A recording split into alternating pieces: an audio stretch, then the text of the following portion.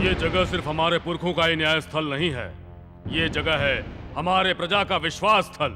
यहाँ पर किसी से सच उगलवाने के लिए भगवत गीता पर हाथ नहीं रखवाया जाता है। अपनी चप्पल निकालकर धरती पर पांव रखकर कहो, धरती माता को साक्षी मानकर उसे सच माना जाएगा। धर्मपीठ पर मालिक बैठ गए हैं, कोई समस्या है तो बताओ। नमस्ते मालिक, मैं शास्त्री जी के यहाँ नौकरी करने वाले एक नौकर का बेटा हूँ सरकार। मेरा नाम रामकृष्ण है। मैं शास्त्री जी की लड़की राजलक्ष्मी से प्यार करता हूँ और मैंने उसके साथ शादी करने का फैसला किया है सरकार। नहीं, ये झूठ बोल रहा है। ये बात तुम नहीं कह सकते हो, तुम्हारी बेटी कहेगी। अपनी लड़की को यहाँ लाकर उसकी बेइज्जती कैसे कर सकता हूँ? औरत हो या मर्द, न्यायपीठ सबके लिए एक बराबर है। बुलाओ अपनी पुत्री को, नहीं तो इस जवान की बात को सच मानकर निर्णय सुना दिया जाएगा।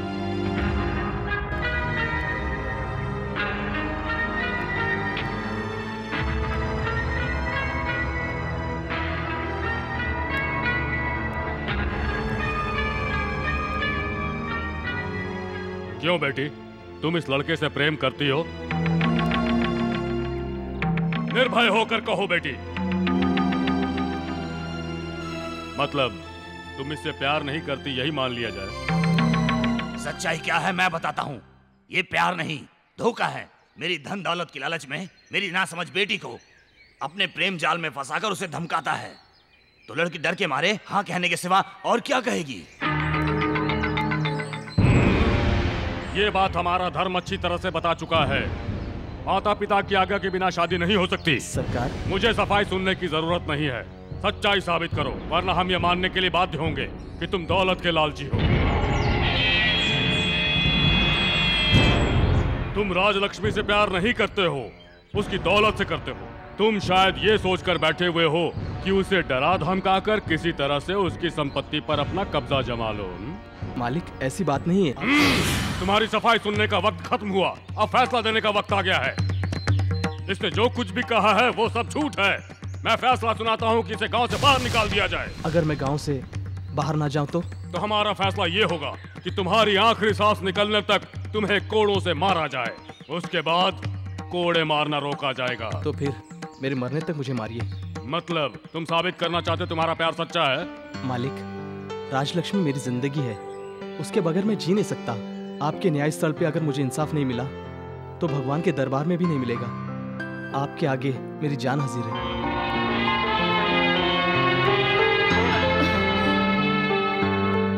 श्रीकांत जी, इस अहंकारी को तब तक कोड़े मारिए जब तक ये माफी न मांगने लगे।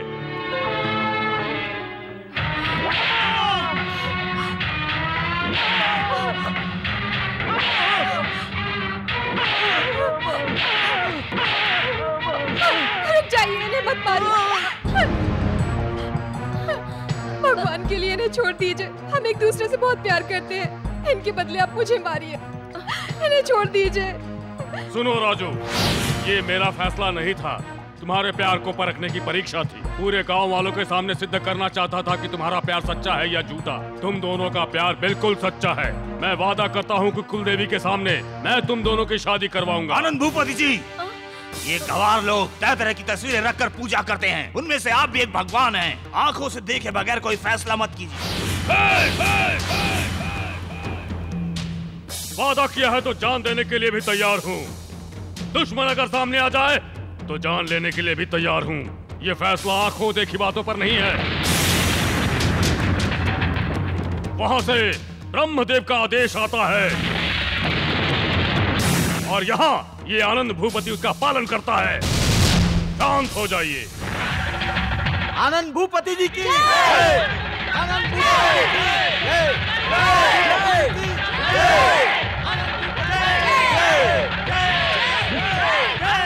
क्यों विनायक राज जी, कैसा रहा मेरा फैसला?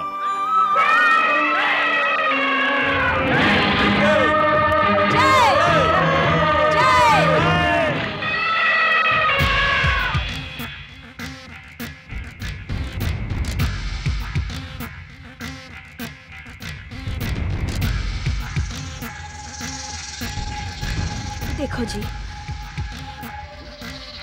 जो होना था वो हो गया है। वो दोनों भी पति पत्नी बन चुके हैं, अब कहीं भी जाकर जी लेंगे। उन्हें माफ कर दो जी।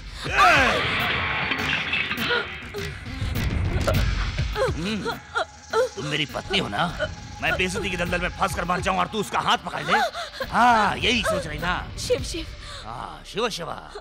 मेरी एक बात से तुझे इतनी तकलीफ हुई और उसने एक नीच खानदान के लड़के से शादी कर ली। पुरखों से चली आई शास्त्री खानदान की इज्जत मिट्टी में मिला दी।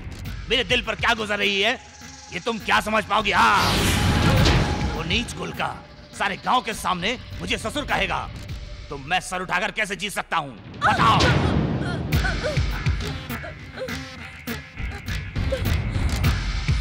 चंद्रवंश में जन्मी मेरी बेटी एक नीच परिवार की बहू बनी। ये सब के लिए जिम्मेदार है वो आनंद भूपति। आंखों से बिना देखे फैसला सुनाकर सबके सामने मेरी इज्जत को मिट्टी में मिला दिया। उसी जगह लोगों के सामने उन दोनों को जिंदा जलाकर उसके फैसले का जवाब दूंगा। कौन माई का लाल उन्हें बचाने आता है मैं देखता हूँ। आनंद भूपति। नमस्ते मालिक। क्या कर रहे हैं सरपंच जी आप? मुझे सरपंच बनाने वाले आप ही हैं। प्रजा ने मुझे आप ही का आदमी समझा, आप ही की तरह इज्जत देकर मुझे ये पद दिया है। मैं और मेरा पूरा परिवार इस जन्म में ये कर्ज कैसे चुकाएं? गलत। तुम मेरे या मेरे परिवार वालों के कर्जदार बिल्कुल नहीं हो, इस जनता के हो। इंसान जो देता है वो इज्जत है और भगवान जो देता है वो आशीर्वाद है। ये हमेशा याद रखना। जब तक अपने स्वार्थ की बातें छोड़ करके तुम जनता के हित के बारे में सोचते रहोगे, मेरा स्नेह हमेशा तुम्हारे साथ रहेगा। जाओ अब। बचाओ! अरे कोई बचाओ! रुकिए सरकार, रुकिए रुकिए रुकिए सरकार। मेरा पति मेरे बच्चे को मुझसे छीन रहा है, इसे बचा लीजिए सरकार। सरकार मुझे छोड़कर किसी और के साथ घर बसाने जा रहा है।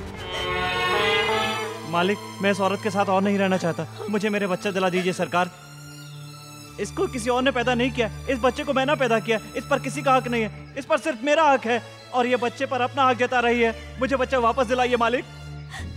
सरकार मुझे कोई धन दौलत नहीं चाहिए, वो जहाँ रहना चाहता है रह सकता है। मालिक, मेरे जीने का सहारा मेरा ये बच्चा है। जब तक मैं जिंदा हूँ मैं लोगों के घरों में काम करके अपने बच्चे को पाल लूंगी। सरकार खामोश है, इसका मतलब ये हुआ कि ये बच्चा मेरा है। ला, बच्चा मुझे दे। छोड़ छोड़ बच्चे को, बच्चे को छोड़।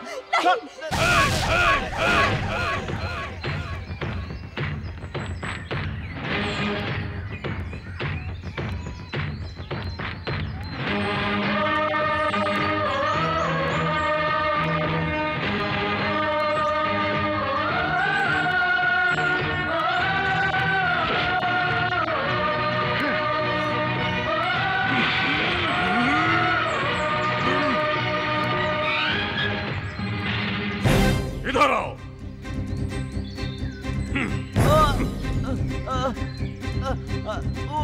अब इसको इसी तरह अपने पेट से बांधे हुए रथ के 10 चक्कर लगाओ। जाओ।